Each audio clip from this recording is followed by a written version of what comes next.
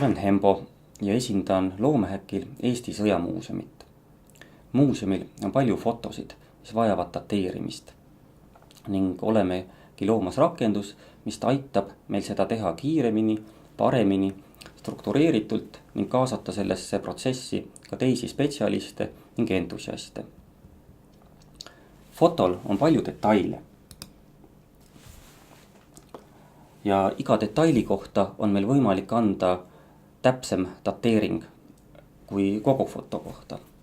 Kõik need detailid ja infokillud kokku kogudes saamegi täpsema pildi, täpsema dateeringu kogu fotole. Kohtumiseni Loomehäkil.